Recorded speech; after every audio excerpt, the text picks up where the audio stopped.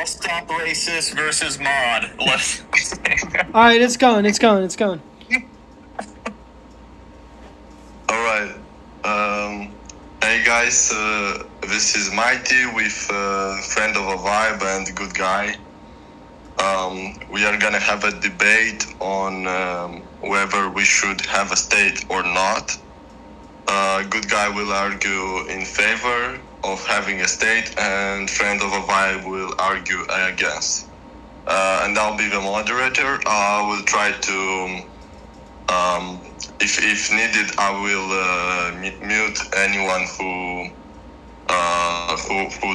talks too much, like interrupts too much and stuff. And yeah. After this, I don't know. Zach, should I try to decide who won or? No, we're gonna post it on the Discord server, and we're gonna have people vote. Okay. All right. Yeah, let's do that. All right. So yeah, you guys can start debating. Okay. Well, I am an anarchist. I believe there should be no state, there should be no government. And I basically believe that because, first of all, governments are insanely violent. They're the most violent institutions we've ever had in our societies. And second of all, they are not even really good at doing what they're supposed to do. They're supposed to serve the people, but oftentimes it's more about special interests. You wonder why all these people are poor and they get on welfare and they're still poor after forever. And it's because the program just doesn't, it's designed to keep you poor. And because they want votes, because they're going to say, like, hey, we're going to save your welfare and stuff like that. They want to keep you on it for that reason. And of course, military issues and police issues, it's just way too violent of an institution, so.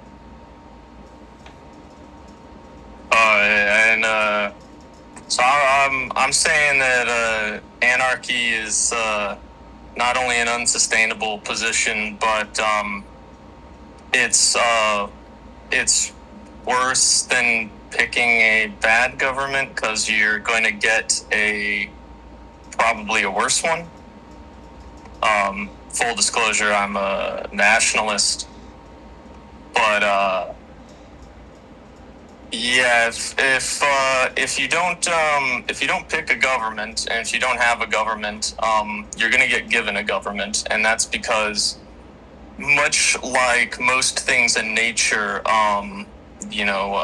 entities that have teamwork and hierarchy prove more effective than a group of individuals or such as animals or whatnot. Monkeys and ants individually aren't on the top of their hierarchy, but or the food chain, but collectively they get pretty high up there. And for people, this is the same. So a government or a corporation or a large entity comprised of a lot of individuals is always going to be more powerful than even a equally sized group of just disorganized individuals. They'll be picked off one at a time, pushed around like they're nothing. And I would draw an analogy towards government or having a state, like symbiosis with bacteria and certain fungi that lives on your skin or inside of your mouth or inside of your gut. It's like, you could try to sanitize yourself through and through, but eventually something is going to occupy.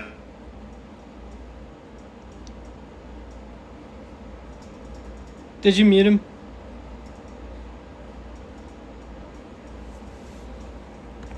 Hello? Premise I'm starting from. Mighty Elf muted himself. Okay. All right. Well, I'll just respond, I guess. But So what you point out hierarchy, and so let's go into that a little bit. Hierarchy. So now people say things can't get done without hierarchy, right? And that's one way Well, to just look at it. organizing, just for the sake of organizing large groups, not for the sake of having one above the other, etc. Okay, well, all I want to say is like hierarchy, right? Now, you can say there needs to be a hierarchy, but is there always like someone you like at the top of the hierarchy? Is there even always someone good at the top of the hierarchy? Is there always someone who deserves to be there at the top of the hierarchy? I think oftentimes the person at the top of the hierarchy is not the one that everyone really wants collectively leading them.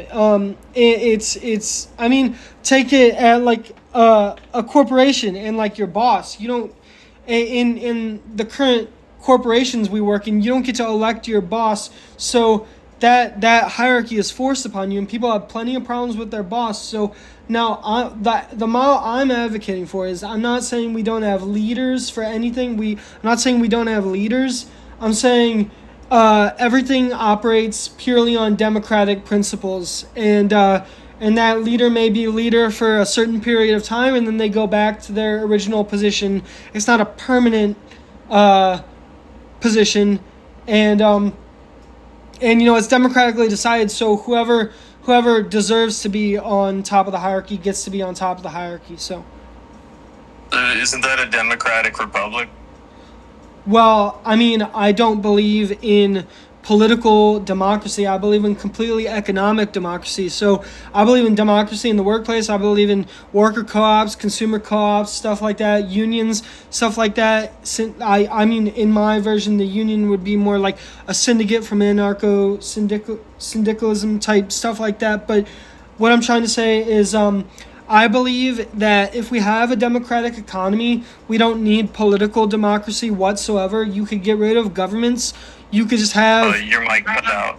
Your Okay. mic cut out after political democracy. Okay. He might have muted me.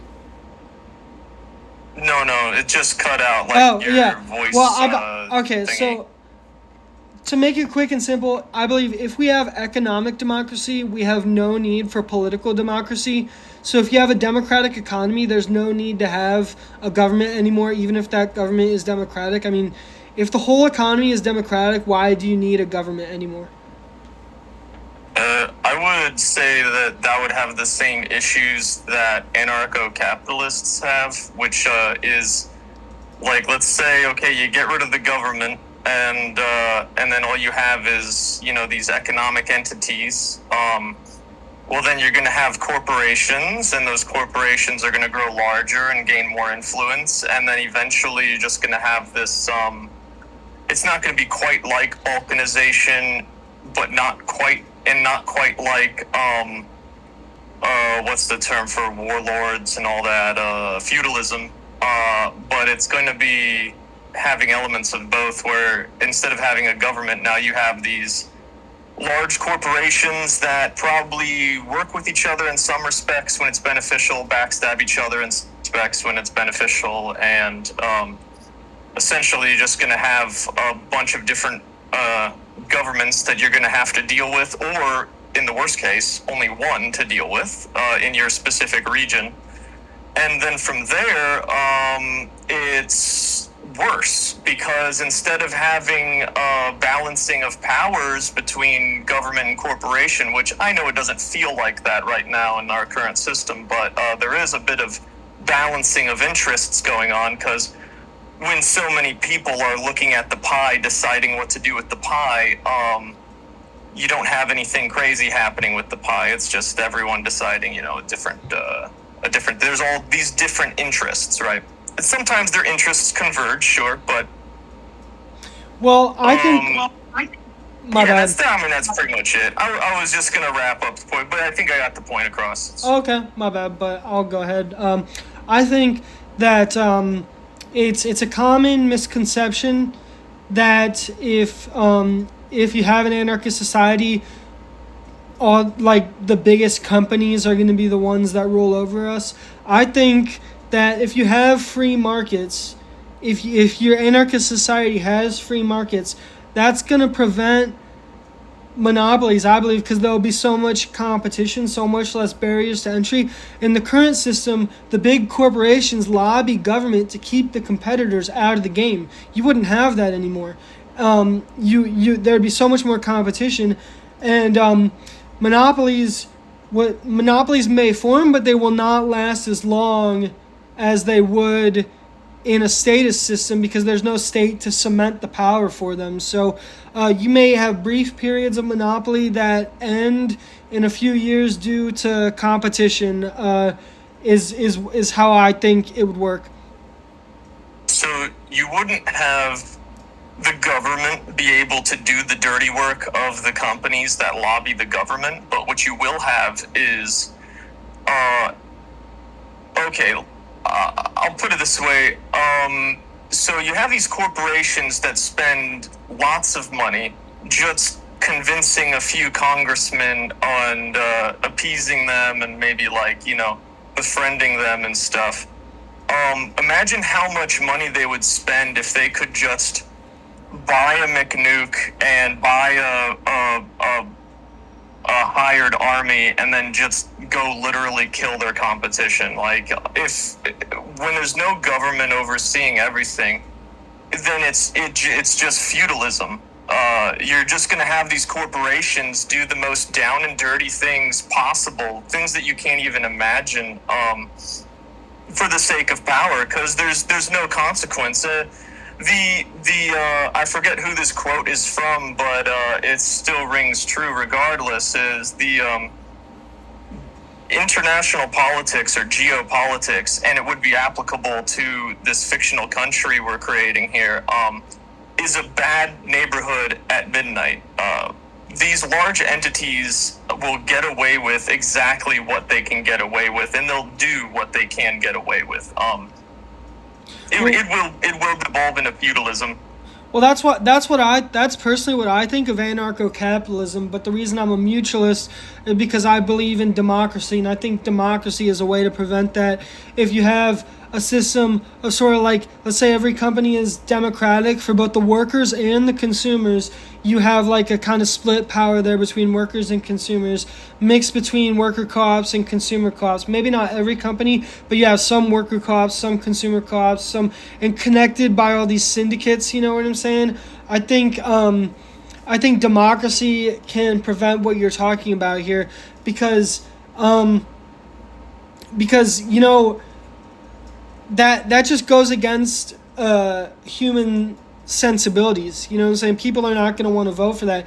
If it's anarcho-capitalism, we see that money corrupts people and makes them power hungry, and they're going to do whatever they can. But in a mutualist system, where everything's interconnected through this type of voluntary democracy, I think democracy will prevent that.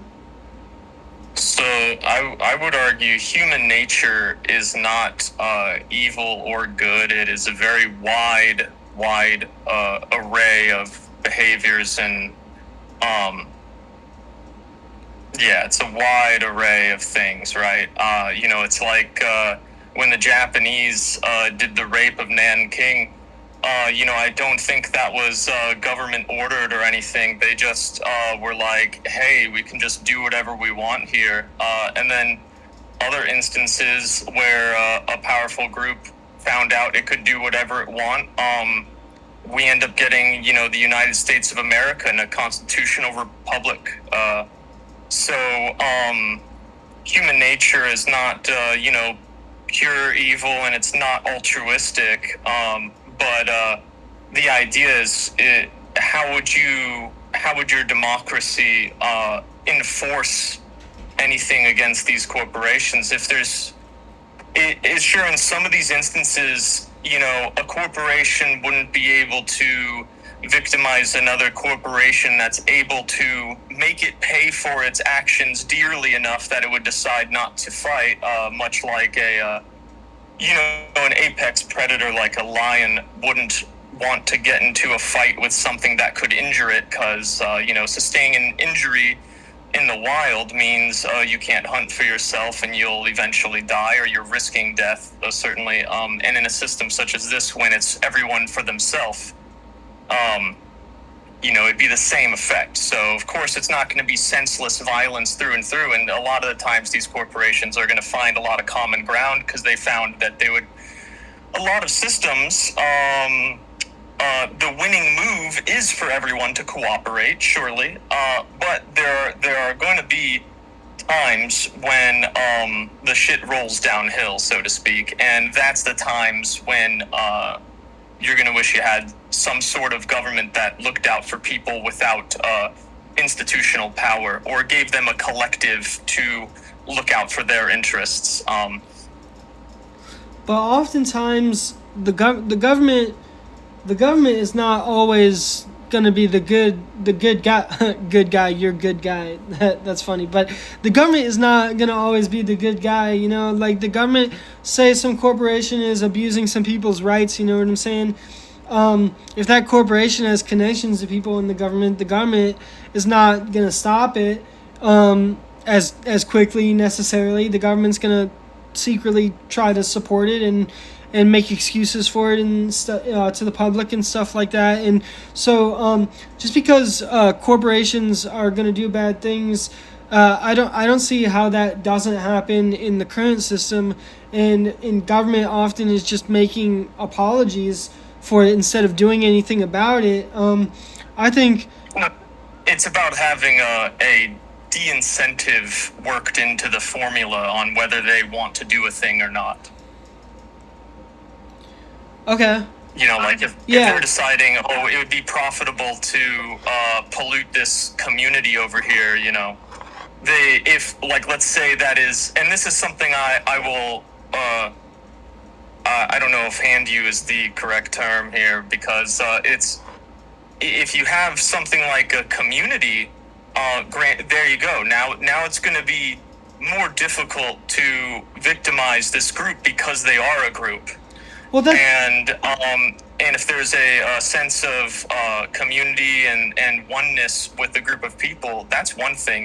Then these corporations would have to kind of behave themselves. But unfortunately, what we have right now is a very atomized society, and what we have right now is just a group of individuals. It's not a group. It's individually, it's like it's a big number of people, but they're all just individuals. They don't know who their neighbors are. They won't put their neck on the line for each other. Hell, sometimes they won't even help each other out if one's in need on the side of the road or something. It's. Well, in that system, it's very easy to victimize people because they're just individuals. I do believe we can build community bonds. I definitely believe in community. I think that so I started off like just a plain socialist, and then you have the two main forms of socialism, Marxism and anarchism, right? And I didn't choose Marxism because I feel like Marxism is like the government owns everything, and it's supposed to be owned by the people because it's a people's government, whatever, but I call bullshit. I chose anarchism because I want things directly to be collectively owned directly by the people, you know what I'm saying? So I think I view like communal land, like the community agrees that this land is communal, you know what I'm saying? Like stuff like that, and it's not owned by a government or anything like that, and if a business decides to go pollute that land, I believe in sort of like still mechanisms to deal with that, that property can be, let's say it's the property of that neighborhood, and I still believe in like a system of courts and stuff like that. That neighborhood can sue that company to get off their property if the rule on that communal land is you can't conduct that sort of business there, you know what I'm saying? I just believe in the law much more directly applied to where the communities directly own things. It's not a government that owns it in the name of the people, but you actually have these real contracts where this community directly owns things. Does that make sense? So Well, the part that I don't understand is if you have courts, then you need enforcement, right? Well, I believe in so anarchists have ways for this stuff. Like there's free market courts. There's insurance rights agencies, which are insurance agencies that give you your rights, and I picture this all happening as sort of through cooperatives. But and then you have like security guards, you have bodyguards, you have bounty hunters, you have all sorts of stuff like that. Which is so it's not like you're talking about feudalism or warlordism. I don't want like warlordism or anything like that. So Wait, so I'm honestly confused if, so do you have what is the government entity? Because you keep, referencing this government, but then you use the word anarchy shortly after, so is it like local government or? oh no, I'm comparing the government. I'm trying to compare the government to anarchy, is what I'm trying to do. And if for reference, I live in the United States, the U.S. government.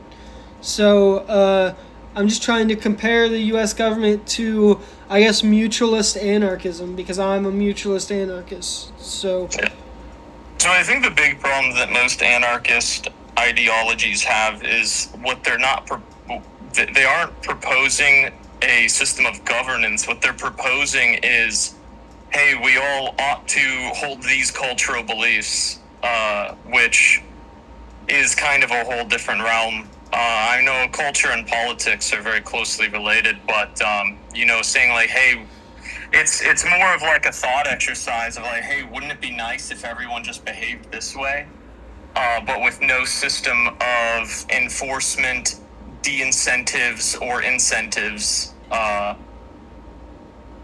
an reaching group or someone.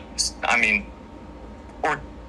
Because if you and I have a disagreement, and we can't handle it ourselves in a civil manner, it's like we need a third party. And if we're very, very opposed, we probably won't even be able to agree on a third party. So that's where like, a government would be handy. Otherwise, then it is just feudalism.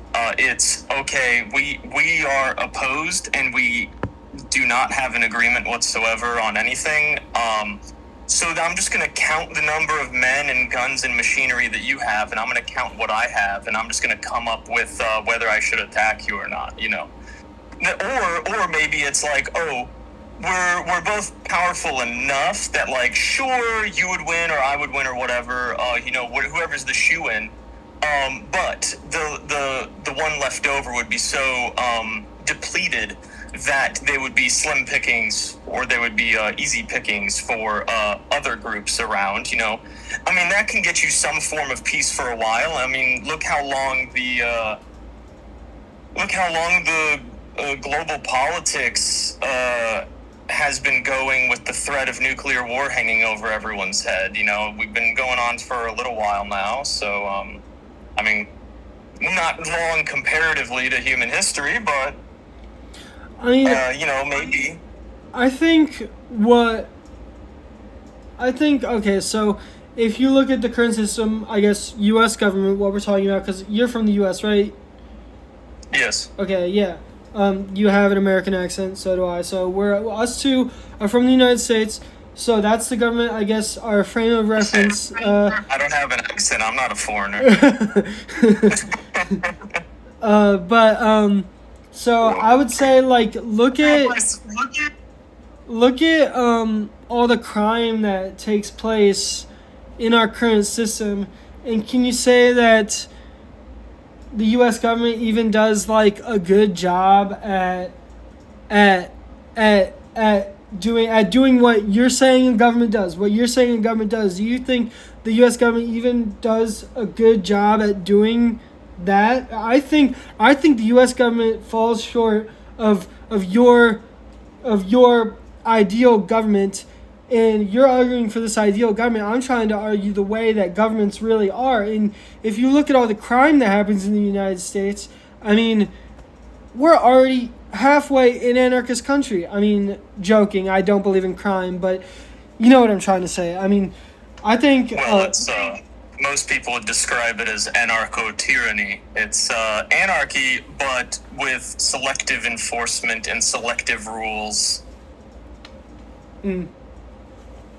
Well, I just think if so many people can break the law now in this glorious government political system we're told that we have, I mean, I think just look rationally at crime in this country and you can see that the government is failing to do what the very basic thing it's set out to do, which is protect its citizens. So I agree.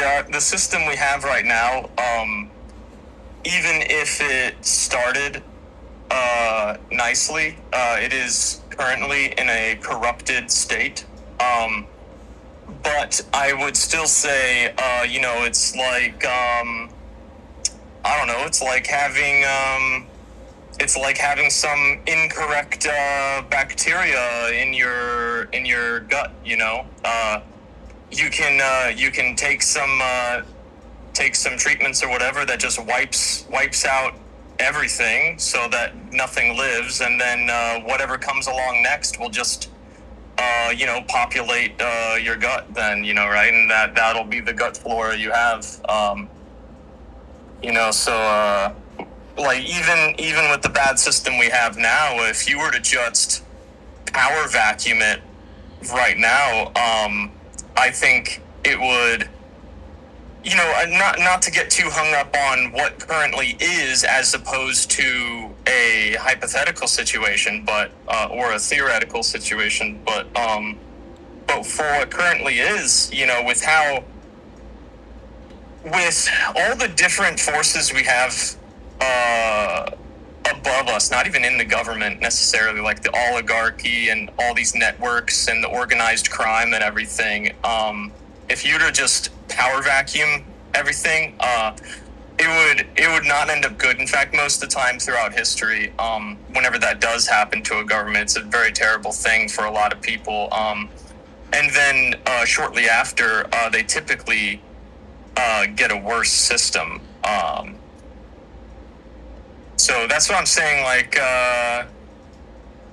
incremental change or possibly I suppose that's this whole separate debate on how things should swap over, but the point being, if there's no it's like every house needs an 800-pound gorilla, right? That everyone's afraid of and afraid to fight. And if your house does not have an 800-pound gorilla, an 800-pound gorilla will walk into your house and then set up a little gorilla nest in your living room.